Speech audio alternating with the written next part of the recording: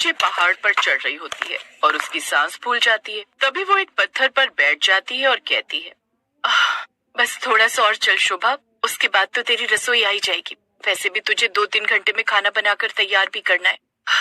ग्राहक आने ही वाले होंगे। ग्राहकों के आने से पहले तुझे तेरी रसोई तक पहुंचना है ताकि तू किचन में सारा काम खत्म कर सके और खाना बना सके। शोभा खुद से ये कहती है और पहाड़ की ऊंची चोटी पर चढ़ जाती है, जहाँ पर एक बोर्ड लगा हुआ था, लवर्स पॉइंट, और उसी के पास में थी गरीब बहू की रसोई। उसने थोड़ी ही देर में अपनी रसोई खोल उसमें सफाई करके खाना बनाकर तैयार कर लिया। अब थोड़ी देर में वहाँ ग्राहकों का आना शुरू हो गया। दीदी, मैं अपने बॉयफ्रेंड के साथ पहली बार इस जगह पर आई हूँ। मैंने सुना है कि इस जगह पर आने के बाद अपने बॉयफ्रेंड का नाम लेने से वो हमेशा के लिए आपका हो जाता है।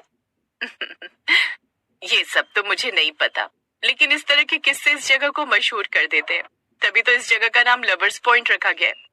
वैसे आपको अगर ये ट्राई करना है तो आप कर सकती हैं। तो आप कहना चाहती हैं शोभा दीदी, ऐसा कुछ नहीं होता, तो इस जगह को सिर्फ मशहूर करने के लिए ये बोला गया है? मैं तो बस ये कहना चाहती हूँ कि अगर कोई आपके नसीब में है तो वो आपको हर हाल में मिलता है। किसी जगह जाकर उसको आवाज लगाने की जरूरत नहीं है। पर हाँ, अगर आपको इस जगह की खूबसूरती देखनी है तो ये ऊंची पहाड़ी देखो, नदियाँ देखो, कितना सुंदर नजारा है यहाँ का। और यहाँ से सूरज उगता हुआ और ढलता हुआ बहुत खूबसूरत लगता है। यहाँ अक्सर सुबह शाम लोग आते हैं सनसेट देखने के लिए। तो ठीक है, आज मैं और राहुल भी यहाँ सनसेट देख कर ही जाएंगे और आपके यहाँ खाना खाकर जाएंगे। राहुल और मिताली की बात सुनकर अब शोभा भी हंसने लगती है। दरअसल शोभा एक गरीब परिवार की बहू थी, जिसके पति मवेशियों को चराने का काम किया करते थे। लेकिन एक दिन बहुत तेज बारिश आ रही थी और उसके पति का पहाड़ी से पैर फिसल जाता है और उसका देहांत हो जाता है।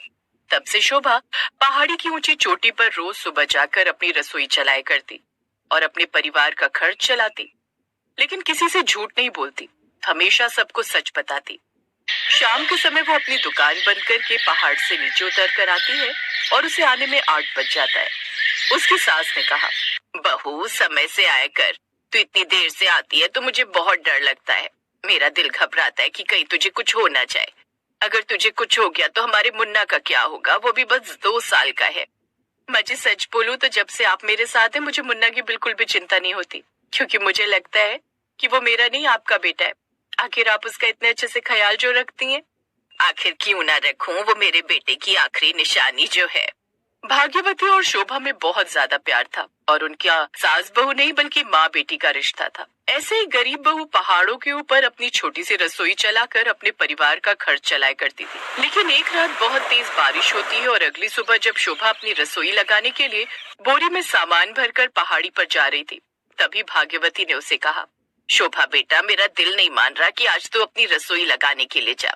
रात भर बहुत बारिश हुई है, पहाड़ों पर बहुत फिसलन होगी। अगर तुझे कुछ हो गया तो मेरा और मुन्ना का क्या होगा? मेरी ना सही, लेकिन मुन्ना के बारे में तो सोच। जिसके सिर पर आप जैसी प्यारी माँ का हाथ है और जिसकी जिंदगी में इतना प्यारा मुन्ना है, उसको क्या ही हो सकता है। वैसे भी कल रात बहुत तेज बारिश हुई है तो पहाड़ों पर बहुत सारे पर्यटक घूमने के लिए आएंगे, इसलिए आज मेरा जाना जरूरी है। शोभा ये बोलकर पहाड़ों पर फिर से चढ़ने लगती है ताकि वो अपनी रसोई लगा सके, लेकिन भाग्यवती का डर सच निकलता है और तभी उसके पैर में अचानक एक कांटा चुभता है। वो उसे निकालने लगती है कि तभी उसका पैर फिसल जाता है। शोभा तुरंत ही उस जगह पर बैठ जाती है क्योंकि उसे बहुत ज्यादा दर्द हो रहा था और दर्द में कराहते हुए शोभा खुद से कहती है, जिंदगी में आने वाली रुकावटें इस छोटी सी रुकावट के आगे कुछ नहीं है। उठ जा शोभा, तुझे तेरे मुन्ना और माँ जी के लिए उठना होगा। अब शोभा ये बोलकर हिम्मत करती है और फिर से उठ जाती है और उसके बाद लंगड़ाते हुए चलने लगती है। वहाँ पर बहुत सारे पर्यटक आए हुए थे। शोभा ने सोचा, मैं नहीं जानती, क्या पता कल या भी ये बारिश फिर से आ जाए, इसलिए मुझे आवाज लगा लगा कर अपनी रसोई का सामान बेचना होगा ताकि मैं दुगनी कमाई कर लूं। और अगर गलती से कल मेरी छुट्टी भी हो जाए तो मुझे कोई फर्क ना पड़े। शोभा ये सोचती है।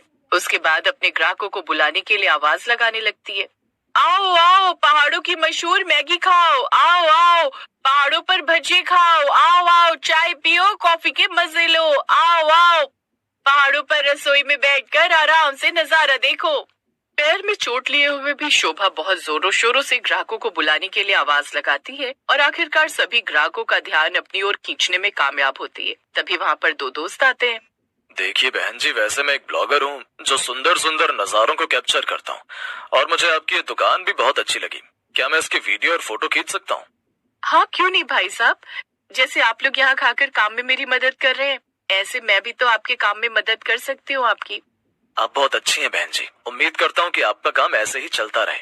शोभा को ये नहीं पता था कि कुणाल ने एक हिडन कैमरा लगाया हुआ था और वो लाइव ब्लॉगिंग कर रहा था। तभी उन दोनों की नजर शोभा की चोट पर जाती है और कुणाल कहता है, बहन जी आपके पैर में तो बहुत चोट लगी हुई है, और ऐसे में भी आप पहाड़ों के ऊपर इस ऊंची जगह पर रसोई बनाकर काम कर रही हैं। अगर मैं काम नहीं करूंगी तो मेरा परिवार क्या खाएगा? मेरे पति भी मवेशियों को चराने के लिए यहीं लेकर आते थे, तो इस जगह से मेरा बहुत लगाव है। जब भी मैं इस जगह पर आती हूँ तो मुझे ऐसा लगता है कि मैं अपने पति के पास हूँ। बहुत अच्छा ख्याल है आपका बहन जी, उम्मीद करता हूँ कि आपका काम ऐसे ही चलता रहे और आपको इसमें बहुत सफलता मिले। इसके बाद कुणाल और अनुराग मिलकर शोभा के पराठे और मैगी का ऑर्डर देते हैं और थोड़ी ही देर में पहाड़ों पर शोभा की मैगी और पराठों की खुशबू फैल जाती है, जिसके बाद वहाँ और भी ग्राहक आने लगते हैं। कुणाल और अनुराग के जाने के बाद शोभा ने कहा, वो दोनों ग्राहक मेरे लिए बहुत ज्यादा भाग्यशाली थे, तभी तो आज मेरे पास इतने सारे ग्राहक आए और मेरी कमाई इतनी हुई कि मैं कल के दिन अपने घर पर आराम कर सकूं।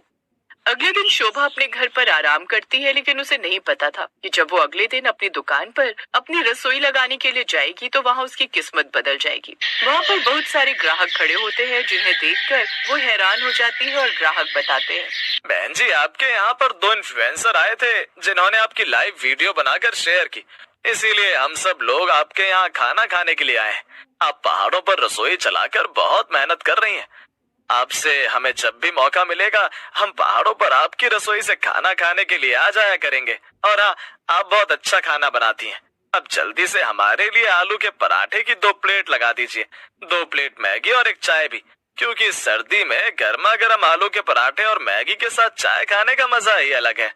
मुझे नहीं पता वो दोनों ग्राहक मेरे लिए इस तरह फरिश्ता बनकर आएंगे और इस तरह से मेरी मदद करके मेरी जिंदगी को सुधार कर रख देंगे। भगवान करे वो ग्राहक जहाँ भी रहे बहुत अच्छे से रहे और हमेशा उन्हें उनके काम में कामयाबी मिले। सच में वो लोग मेरे लिए फरिश्ता थे। शोभा को भी ये बात सुनकर बहुत ज्यादा खुशी होती है। धीरे धीरे उसका काम बहुत अच्छा चलने लगता है। अब वो पहाड़ों पर रसोई लगाने के लिए रोज जाया करती और अब उसके पास इतने सारे ग्राहक आते कि उसे भी किसी तरह की कोई परेशानी नहीं होती थी। धीरे धीरे वो अब दिन दुगनी रात चौगनी तरक्की करने लगती है। वो अपनी कामयाबी की ऊंचाइयों को छूने लगती है। समय गुजरता है और गुजरते समय के साथ वो गांव के और लोगों को अपने यहाँ काम पर रख लेती है और इस तरह उन्हें भी रोजगार मिलता है।